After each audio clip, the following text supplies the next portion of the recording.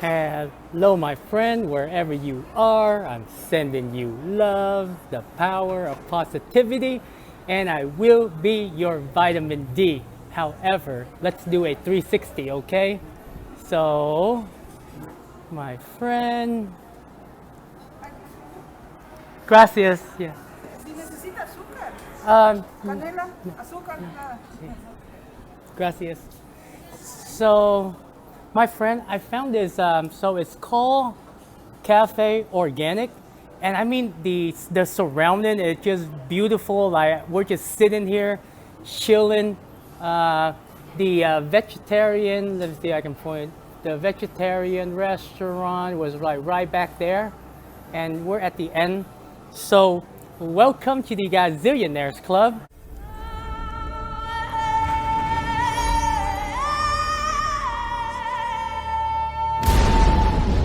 So I just got my frappuccino, vanilla frappuccino.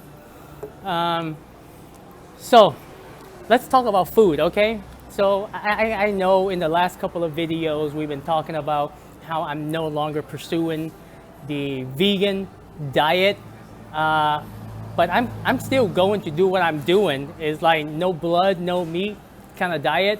Even when it comes to seafood, I still stay away from it. Only with some exception of oysters and clams because they don't have an immune system and I don't think they can feel pain. Just kind of like plant in a way, you know? Like when you pick a fruit from a tree. However, it's probably different when it falls from the tree than you pick it from the tree.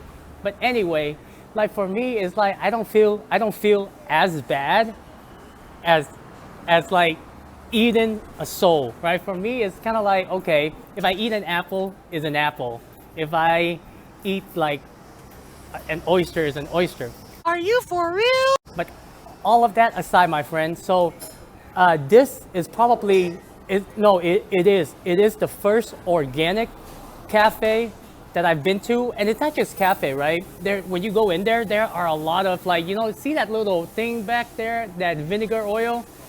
I used to buy that all the time when I was on my road trip, but they have a lot of organic food here. And the reason why I bring it up is because like, you know, like I've showed you a couple of videos, like I would go eat like, you know, street foods and stuff like that, right? And most of the time it's to understand the culture, but overall, not just here in Mexico, but almost everywhere you go, the food is not going to be as healthy. And the reason why I say that is because a lot of the time, you know, like small businesses, what they do is they have to make a living. So they start a business at their house or they get a place. And most of the time they still buy food from the supermarket, right? And supermarket meaning like, you know, Safeway, Walmart, Sam's Club, Soriano in Mexico. Soriano is very popular here. And most of the food that even when I went there, you know, for me, it's very similar to Walmart because every time when I buy something, I always look at the ingredients. And I remember when I was back in Seattle, my friend, he was like, yo, when you go to Mexico, you gotta try out their beef, their chicken, their pork. And I asked him, why? What's the difference? He was like, you know how they make tacos here? It's nothing compared to the tacos over there. And I asked him why, and he was like, well, because, you know, they feed their animal, their meat differently, you know, organically.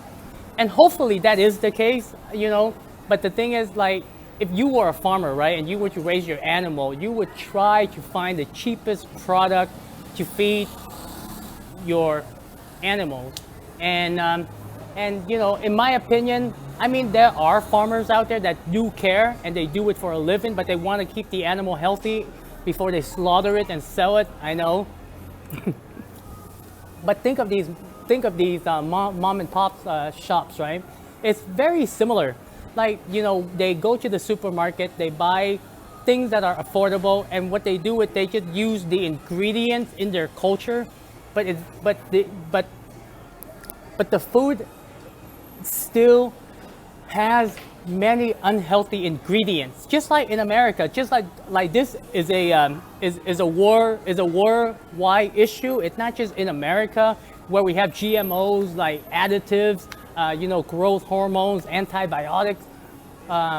actually sometimes antibiotics can be a good thing, right? Peasant for life. Penicillin, but the growth hormones, additive, and some other stuff that they put in the animal. So when you eat, it's not that healthy for you. So I kind of noticed, like when I first came, I did it in Vietnam too because I wanted to try it. And then a lot of the time, right, I would go to like a fruit juice bar. And it's just like they sell fruit juice. But what happened is they advertise what they do is they put all the fruits, you know, so you can see it. But when they mix the drink, they actually buy this thing like, you know, pretty much like from Walmart, and they have like different flavors of like guava, soursop, like, you know, coconut, and they use those rather than just blend the fruits. So, and that's another thing I found out, and I was like, man, I really enjoy the food, the culture, but then, you know, like I'm really strict with what I put in my body. So I just decided to, like, you know, kind of go back to, like, you know, just eat, like, instead of go out, I don't go out as much anymore. Like once in a while I still do, but that's something to be aware of when you travel. And what else? I think that is it. Like eating healthy is just so important. So when and this whole area, not just this one only, but you know, like I said, the first time that I've seen a vegetarian menu, and here they have a bunch of vegans products, the organic, you know, the cafe or organics, and then the restaurant next bar, or the two restaurants next door.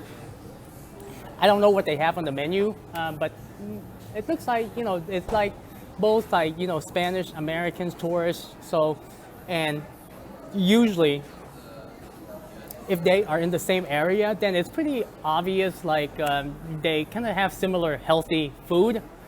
And yeah, but the other thing is, my friend, if you go to the market, you get to experience the culture, the people, and the food. And they are, you know, a little bit cheaper than here, but just on the healthy aspect of it, they're not that healthy.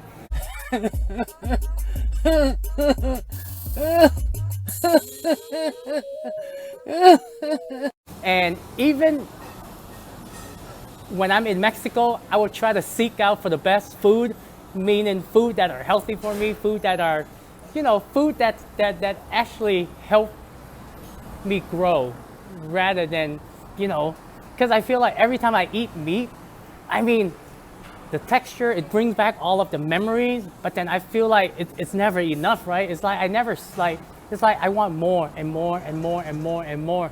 And think about it, we spend so much time thinking about what are we going to eat for breakfast, lunch, and dinner. I mean, you know, when I mean, I think about it too, but at least, like, for me, it's like when your options are limited, you're kind of like, you know, whatever I have on the table is a blessing.